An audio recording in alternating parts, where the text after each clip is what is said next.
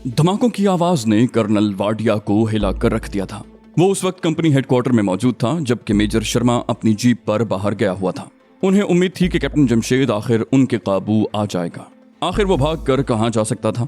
उन्होंने सरहद तो एक तरह से सील कर दी थी और इस दौरान 15-20 देहातों का कोना कोना छान मारा था, लेकिन खुदा जाने उसे जमीन निगल गई या आसमान खा गया। सारी रात और अगले रोज शाम तक उन्होंने जमशेद की तलाश जारी रखी और शाम के बाद तमाम लोग एक एक करके बेनीलो मराम वापस लौट आए थे। कर्नल वाडिया को किसी पल करार नहीं था। उसका दिल गवाही दे रहा था कि कैप्टन जमशेद ने अभी सरहद उबूर नहीं की। वो अभी तक भारतीय इलाके में मौजूद था और उनके लिए शर्म से डूब मरने का मकाम था जो अभी तक वो उसे ढूंढ नहीं पाए थे। रात को थक हार कर वो सिर्फ इस उम्मीद पर चारपाई पर बैठा था कि सफेद पोशों की जो फौज उसने मेजर शर्मा की कमान में उस इलाके में फैला रखी है, वो लोग जरूर उसे ढूंढ निकालेंगे। कर्नल वाडिया ने शाम से पहले ही उस इलाके में ऑपरेट करने वाली तमाम इंटेलिजेंस एजेंसियों की एक टास्क फोर्स बनाकर उन्हें यह मिशन सौंपा था, लेकिन जमशेद की गिरफ्तारी के बजाय अब उसे धमाकों ने बेदार किया तो वो चंद लम्हों के लिए गड़बड़ा कर रह गया। ये बात तो उसे समझ आ गई कि धमाकों की आवाजें ट्रेनिंग सेंटर से आ रही हैं, लेकिन वहां हुआ क्या है। सवाल का जवाब लेने वो चारपाई से उठकर नंगे पांव ही भागता हुआ कंपनी हेडक्वार्टर के ऑपरेशन रूम में पहुंचा जहां रेड अलर्ट हो चुका था। उसकी शक्ल पर नजर पड़ते ही कंपनी कमांडर समेत सारा स्टाफ मुस्तैद हो गया। उसने बौखलाए हुए लहजे में दरियाफ्त किया, क्या हुआ? कंपनी कमांडर ने जवाब दिया, सर कुछ क्लियर नहीं है। वाडिया ने गुस्से से चीखते हुए कहा, क्या बकवास करते हो? तुम्हारा दिमाग खराब है? क्या क्लियर नहीं है? ये धमाके कैसे हो रहे हैं? कोई आतिशफिशा फट गया है क्या? कंपनी कमांडर ने कहा, सर कम्युनिकेशन भी नहीं हो रहा। उधर कैंप में कोई हादसा पेश आ गया है। सिक्योरिटी कमांडर का कहना है अचानक धमाकों के बाद आग लग गई है। पेट्रोल डंप जलने से बहुत नुकसान हुआ है। कर्नल वाडिया को समझ आ गई कि ये आग कैसे लगी होगी। क्या कैप्टन जमशेद उस तरबेती कैंप को तबाह करने के मिशन पर आया है? उसने अपने आप से सवाल किया, फिर खुद ही गर्दन हिला दी। एक बात तो साफ जाहिर थी कि ये उसका कारनामा है। रिपोर्ट्स के मुताबिक उस एरिया में FIU का सेक्टर कमांडर कैप्टन जमशेद एक तरबियत याफ्ता कमांडर और धमाका खेज मवाद का माहिर था। उसकी इन्हीं खुसूसियात की वजह से उसे उस इलाके में तैनात किया गया था। कर्नल वाडिया गुस्से से खौल रहा था। डैम इट, उन लोगों ने कभी गुमान भी नहीं किया था कि उस कैंप को तबाह करने की कोशिश भी दुश्मन की तरफ से हो सकती है। उसके बावजूद वहां सिक्योरिटी का जदीद इंतजाम मौजूद था। कर्नल वाडिया का बस नहीं चलता था कि अपना मुंह खुद ही नोच ले। उसने अपनी जिंदगी में ऐसी हजीमत का सामना कभी नहीं किया था। उसने जिंदगी में हारना तो सीखा ही नहीं था। उसके मुताल्लिक तो मशहूर था कि जिस सरहदी इलाके में कैप्टन वाडिया की ड्यूटी होगी वहां दुश्मन कोई कोवर्ट ऑपरेशन करने से पहले 1000 मर्तबा सोचेगा। आज तक ऐसा नहीं हुआ था कि उसने किसी इलाके में कमांड संभाली हो और दुश्मन से मार भी खाई हो, लेकिन यहाँ तो गंगा उल्टी ही बह गई थी। एक कैप्टन ने, कल के लौंडे ने कर्नल वाडिया जैसे घाघ को चारों शाने चित कर दिया था। उसका दिल तो यही चाहा था कि मेजर शर्मा समेत कैंप के तमाम जिम्मेदारों को कतार में खड़ा करके उन्हें गोलियों से उड़ा दे, लेकिन सब कुछ करना उसके इख्तियार में नहीं था। उसने फौरी तौर पर विस्की का एक बड़ा पैग तैयार करके अपने औसान बहाल किए और अपनी जीप तैयार करने का हुक्म दिया। थोड़ी देर के बाद वो अपने चारों मुस्तैद कमांडर्स के साथ कैप्टन जमशेद की तलाश में निकल गया। उसकी तवक्कुआत के ऐन मुताबिक कंपनी हेडक्वार्टर वालों के हाथ पांव उसी हादसे से फूल चुके थे और वो बेवकूफों की तरह अपने हथियार संभाले जंगल की तरफ भाग रहे थे, जहां सिवाय जलती हुई आग, तबाहशुदा सामान और मस्खशुदा लाशों के और कुछ नहीं था।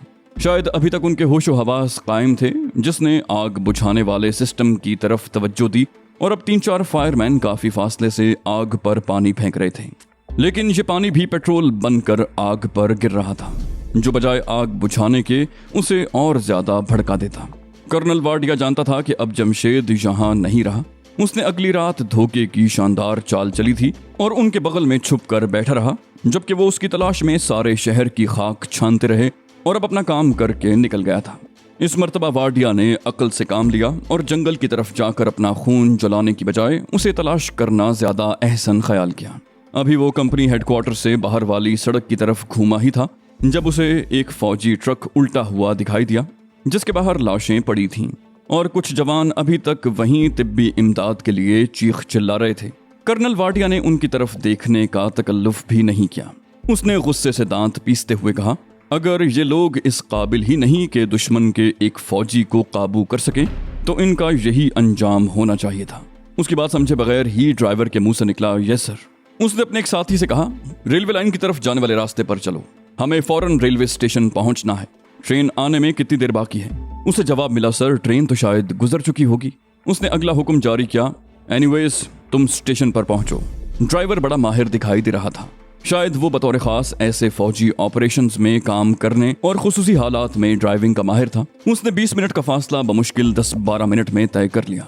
जीप उसने प्लेटफॉर्म पर चढ़ा दी और उस कमरे के बिल्कुल सामने जाकर खड़ी की थी जिसमें स्टेशन मास्टर शराब के नशे में धुत पड़ा हुआ था। लालू प्रसाद गुज़श्ता 16 साल से यहाँ का स्टेशन मास्टर था। उसे इल्म था कि इस लाइन पर कोई क्रॉसिंग नहीं होती, इसलिए यहाँ किसी एक्सीडेंट का भी खतरा नहीं। यही वजह है कि वो कम ही झंडी हिलाने का तकल्लुफ किया करता था। जुमेरात को यहाँ रुकने वाली मालगाड़ी सिर्फ कार्रवाई के लिए 2-3 मिनट ठहरती थी, वरना तो इस लाइन पर कोई सामान भी लोड करने के लिए नहीं होता था। इस रूट पर जाने वाले रेलवे अमले को उसकी आदतों का इल्म था और ये भी जानते थे कि रेलवे में अपने एक रिश्तेदार आला अफसर की वजह से वो अब तक यहाँ टिका हुआ है, वरना उसका धंधा तो कोई और ही है। इस इलाके में जुए का सबसे बड़ा अड्डा वही चला रहा था और ये अड्डा और कहीं नहीं बल्कि इस रेलवे स्टेशन के एक कमरे में चलता था। लालू प्रसाद को भगवान ने तमाम बुरी आदतें देकर इस दुनिया में भेजा था। वो शक्ल से ही छुटा हुआ गुंडा दिखाई देता था, लेकिन रेलवे में नायब स्टेशन मास्टर होने की वजह से उसका पर्दा कायम था। मकामी थाने को वो बाकायदगी से हिस्सा पहुंचाता रहता था, इसलिए किसी ने उसे कभी तंग भी नहीं किया था। आज ही वो एक घटिया सी औरत के साथ रंगरलियां मनाने के बाद नशे में धुत उससे लिपटा गहरी नींद सो रहा था जब जोर जोर से दरवाजा खटखटाने की आवाज ने उसे बावला कर दिया। उसने इतने गुस्से से हलक फाड़ कर दरवाजा खटखटाने वाले को गाली दी, अरे कौन है, कि उसके साथ लिपटी फाहिशा की डर के मारे चीखें निकल गईं। उसने फाहिशा को गालियां बकनी शुरू कर दी, चुप कर जावे साली। अभी तक उसके दिमाग पर शराब का नशा सवार था। नजदीक गांव के सांसी उसके लिए बतौर खास पहले तोड़ की शराब लाया करते थे। बाहर से एक रोबदार आवाज सुनाई दी, दरवाजा खोलो। लालू प्रसाद ने अपने सरहाने धरी धोती जल्दी से बांधी और दरवाजा बुरी तरह खटखटाने वाले को माँ बहन की गालियां बकते हुए गुस्से से दरवाजा खोल दिया। लेकिन दरवाजे के बाहर का मंजर देख कर खौफ के मारे उसका नशा तो हिरन हुआ ही था, उसकी जबान भी बंद हो गई। उसे यूं महसूस हुआ जैसे हमेशा के लिए उसकी कुव्वते गोयाई छिन गई हो। उसने अपने बदन की सारी तवानाइयां सर्फ करके सिर्फ एक फिक्रा अदा किया, क्या बात है महाराज। लेकिन उसके सवाल का जवाब उसके लिए इतना गैर मुतवक्के था कि लालू प्रसाद के 14 तबक रोशन हो गए। उसके सामने मौजूद जवानों में से एक ने पूरी कुव्वत से उसके मुंह पर तमाचा मारा। लालू प्रसाद को यूं लगा जैसे उसके गाल पर 5 दमकते हुए अंगारे रख दिए गए थे और उसकी गर्दन का मनका टूट गया था। वो खौफ के मारे घिघियाता हुआ तमाचा मारने वाले के कदमों से लिपट गया। क्षमा कर दीजिए महाराज, क्षमा कर दीजिए। लेकिन उसकी जोरदार ठोकर से दूर जा गिरा। दूसरे जवान ने उसकी तरफ बंदूक का रुख करते हुए पूछा, अंदर कौन है? लालू प्रसाद ने फौरन झूठ बोलकर अपनी जान छुड़ाना चाही। मेरी घरवाली है महाराज। जवान बोला, अभी देखता हूँ साले तेरी घरवाली को भी। इतना कहकर उसने दरवाजे को जोर से ठोकर मारी और अंदर का मंजर देखकर उसकी राल टपक पड़ी। लेकिन ये वक्त मुनासिब नहीं था। कर्नल वाडिया जीप में उनका मुंतजिर था। उसने बरहना औरत को गर्दन से दबोचा जो खौफ के मारे नीम बेहोश हो गई थी और घसीटता हुआ बाहर ले आया। तीनों जवान उन दोनों की धुनाई करते हुए घसीट कर कर्नल वाडिया की जीप तक लाए थे।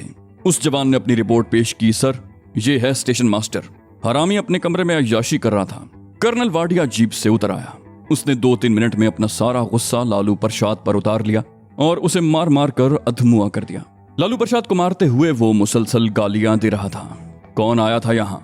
अचानक ही कर्नल ने उसके बाल अपनी मुट्ठी में जकड़कर उसे जमीन से उठाकर खड़ा कर दिया। वो बोला, माई बाप कोई नहीं आया, कोई नहीं आया।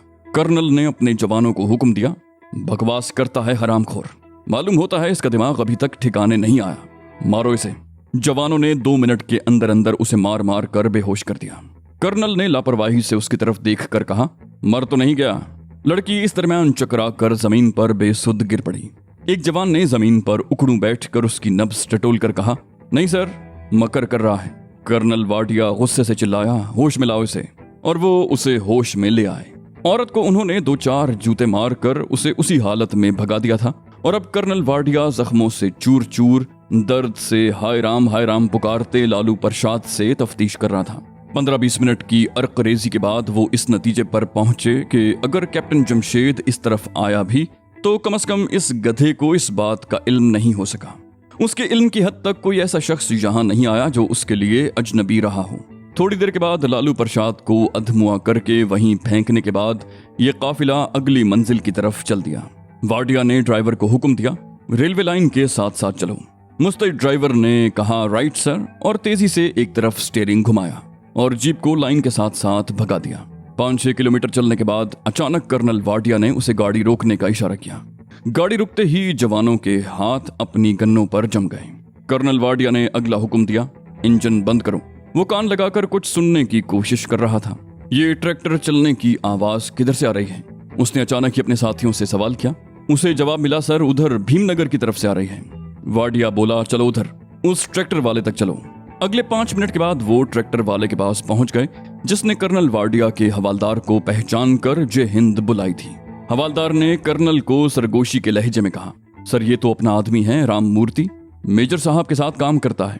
अचानक ही राम मूर्ति ने उनसे सवाल किया, क्या बात है साहब, अभी तक पकड़ा नहीं गया साला? कर्नल वाडिया का माथा ठनका। उसने महसूस किया दाल में जरूर कुछ काला है। कर्नल वाडिया ने बेतकल्लुफी से दरियाफ्त किया, तुम्हें कैसे इल्म हुआ उसका? राम मूर्ति बोला, साहब अभी कोई आध पौन घंटा पहले एक इंस्पेक्टर साहब भी जीप पर उसे ढूंढते हुए इस तरफ आए थे। उसने हमको बताया और सावधान रहने को भी कहा। मैंने चौकीदार को कह दिया है, सुबह गांव वालों को भी सावधान कर दूंगा। कर्नल वाडिया का दिल बैठने लगा। वो बोला, अच्छा बाकी बातें छोड़ो, वो इंस्पेक्टर किधर गया था?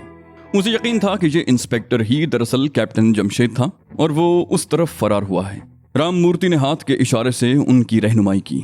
बोला, सर उसने रेलवे लाइन का पूछा था, उधर ही ढूंढने गया था। वो घुसपैठिए को इस रास्ते से गया था, जीप भी थी उसके पास। कर्नल वाडिया ने अपने ड्राइवर को रास्ता समझने के लिए कहा और राम मूर्ति को कुछ कहे बगैर उस तरफ चल दिए। नहर के पुल के पार वो रुक गया। उसने अपने पीछे एक जवान को मुखातिब किया, मिस्टर कुमार नहर में उतरो और यहाँ जीप तलाश करो। उसने जरूर जीप को इस नहर में फेंका होगा। मिस्टर कुमार ने कहा, यस सर, और अपनी गन और कपड़ों से 1 मिनट में निजात हासिल करके नहर में छलांग लगा दी। कर्नल वाडिया ने जीप की हेडलाइट्स की रोशनी का रुख उस तरफ कर दिया था और खुद भी टॉर्च जलाए खड़ा था। बमुश्किल 2 मिनट के बाद ही मिस्टर कुमार ने चीख कर नहर में जीप की मौजूदगी का इंकिशाफ कर दिया और कर्नल के हुक्म पर बाहर आ गया। कर्नल वाडिया को अब सारी बात समझ में आ गई थी। वो जान चुका था कि इंस्पेक्टर की वर्दी में मलबूस कैप्टन जमशेद ने जंगल से जीप चुराई और उस पर फरार हुआ था, और यहाँ से या तो वो पैदल या फिर ट्रेन पर फरार हुआ है। 2 ही इम्कानात हो सकते थे, लेकिन ट्रेन यहाँ रुकती तो नहीं। उसने अपने आप से सवाल किया और फिर खुद ही उसे अपने सवाल का जवाब मिल गया। ऐसे चालाक आदमी के लिए ये कौन सा मसला था? उसने सिग्नल डाउन करके ट्रेन रुकवा दी होगी या फिर कोई और तरीका इख्तियार किया होगा, लेकिन यह भी तो मुमकिन था वो यहाँ से पैदल न फरार हुआ हो। कर्नल वाडिया ने फिलवक्त किसी एक ऑप्शन पर मगजमारी करने की बजाय दोनों मफरूजात पर काम करना ज्यादा बेहतर समझा। दूसरे ही लम्हे वो जीप के वायरलेस से खुसूसी अहकामात जारी कर रहा था। कर्नल वाडिया ने जहां एक तरफ उस इलाके में मौजूद तमाम एजेंसियों और पुलिस को रेलवे लाइन के साथ दोनों तरफ मौजूद देहातों, ट्रकों, नदी नालों का चप्पा चप्पा छानने का हुक्म दिया था, वहीं दूसरी तरफ उसने अपने हेडक्वार्टर से राब्ता करके उन्हें सूरत हाल की संगीनी का एहसास दिला दिया था। हेडक्वार्टर ने रेलवे के आला हुक्काम को स्टैंड बाय करते हुए गंगानगर रेलवे स्टेशन की तरफ फौजियों की दौड़ें लगवा दी थीं। कर्नल वाडिया ने खुद वहां हेलीकॉप्टर मंगवा लिया, जिस पर वो गंगानगर की तरफ जा रहा था। मालगाड़ी जब गंगानगर के रेलवे स्टेशन में दाखिल हुई तो ड्राइवर और उसके बाकी दोनों साथियों को यूं लगा जैसे वो मैदाने जंग में पहुंच गए हों।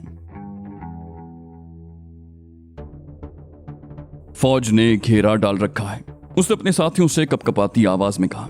गार्ड ने उसे समझाते हुए कहा, अबे वो कोई मामूली डाकू नहीं था। फौज नहीं तो क्या यहाँ शहर की तवायफें आती उसके इस्तकबाल के लिए?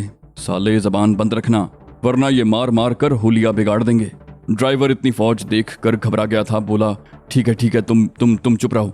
ट्रेन की ब्रेक उसने बड़ी घबराहट में ही खींचे थे और वो मामूल से कदरे पहले ही रुक गई थी। ट्रेन के आहिस्ता होते ही उसने देखा कई फौजी डिब्बों से लटक गए थे। ट्रेन रुकते ही उन्होंने उन तीनों की तरफ राइफलें तान ली। तीनों घबरा गए। एक फौजी ऑफिसर ने उन्हें हुक्म दिया, नीचे उतरो। तीनों नीचे आ गए। उस फौजी ऑफिसर ने बड़ी सख्ती से पूछा, तुम्हारे साथ और कोई है? इंजन मैन ने, जो कदरे होशियार दिखाई देता था, जवाब दिया, नहीं महाराज, हमारे साथ और कौन होता।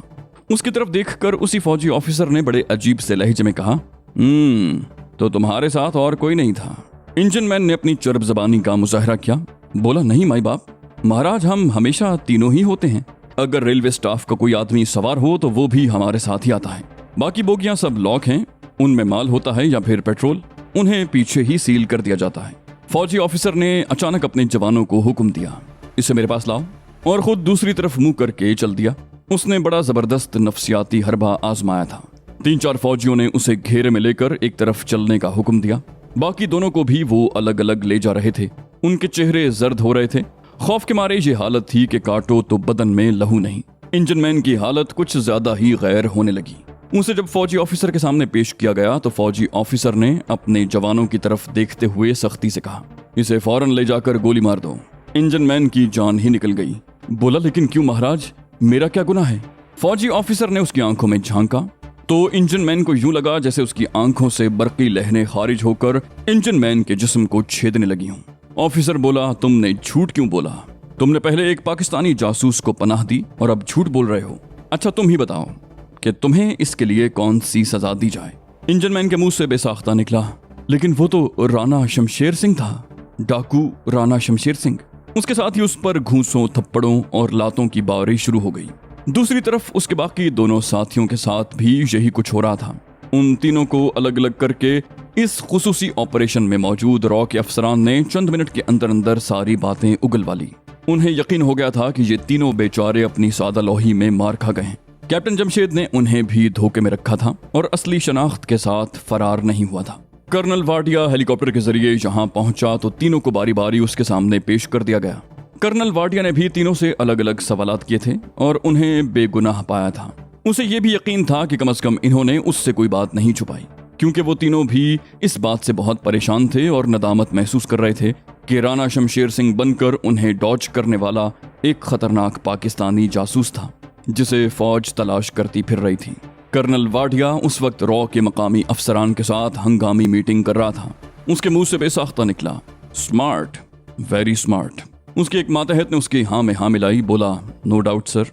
कर्नल वाडिया ने कफे अफसोस मलते हुए कहा, हैरत की बात है कि सरहद से यहाँ तक उसने किसी भी जगह अपनी असलियत जाहिर नहीं होने दी और अब तक कामयाबी से अपना खेल खेल रहा है। एक और मातहत ने अपना ख्याल जाहिर किया, बोला, सर ये बहुत खतरनाक लोग हैं, वक्त आने पर कछुए की तरह फैलने लगते हैं। वाडिया बोला, वेल जेंटलमैन, हमारे लिए बहुत शर्म की बात होगी अगर वो इस तरह डॉज देकर सरहद पार कर गया। उसने सारा कैंप मलियामेट करके रख दिया है, वहां कोई शय सलामत नहीं रही। उसकी लगाई हुई आग ने जंगल को अपनी लपेट में ले लिया है। बरसों की मेहनत से हमने जो सेफ हाउस बनाया था और जिसे इतने शानदार तरीके से कैमोफ्लेज किया गया था, उसे जलाकर राख कर दिया गया है। मैं नहीं जानता कि इस इलाके में मौजूद कोई फायर ब्रिगेड उस पर काबू पाएगी। माय गॉड, सारा कैंप जलकर राख हो रहा है और हम कुछ नहीं कर सकते। एक नौजवान लेफ्टिनेंट ने गर्मजोशी दिखाई, बोला, सर हम उसे नहीं छोड़ेंगे, अब वो और नहीं भाग सकता। कर्नल वाडिया ने उसकी तरफ देखकर जहर खंद सी मुस्कुराहट उछाली, बोला, वेल जेंटलमैन, इस वक्त सुबह के 5 बज रहे हैं। हमारे और उसके दरमियान सिर्फ 2.5 घंटे का फासला है, लेकिन वो अकेला है और हम हजारों की तादाद में यहाँ इस एरिया में मौजूद हैं। अगर हमारे हजारों जवान इस 2.5 घंटे के फासले को न पाट सकें तो बहुत शर्म की बात होगी, बहुत ही शर्म की बात। दिल्ली में इसका सख्त नोटिस लिया जाएगा। वाडिया ने वहां मौजूद रॉ के अफसरान को ब्रीफिंग दी। उसने फौरी तौर पर यहाँ भी एक ऑपरेशनल कैंप बनाकर उसकी कमांड खुद संभाल ली थी और गंगानगर रेलवे स्टेशन ही के एक कमरे में दीवार से नक्शा लटकाकर उन्हें ब्रीफिंग देने लगा। उन लोगों ने रेलवे मुलाजमीन की मदद से उसके उतरने की जगह की निशानदही करने के बाद इर्द गिर्द के इलाके से वहां का मुकम्मल जोग्राफिया, छुपने की मुमकिना जगह वगैरह सब नोट कर ली। उसके साथ ही ये खुसूसी मीटिंग बर्खास्त हो गई और उस एरिया में मौजूद तमाम इंटेलिजेंस यूनिटों को रेड अलर्ट जारी कर दिया गया। मीटिंग खत्म होने के बमुश्किल 10 मिनट के बाद हजारों की तादाद में फौजी और सिविलियन एजेंसियों के जवान कैप्टन जमशेद के ताक़ुब में शिकारी कुत्तों की तरह निकल गए।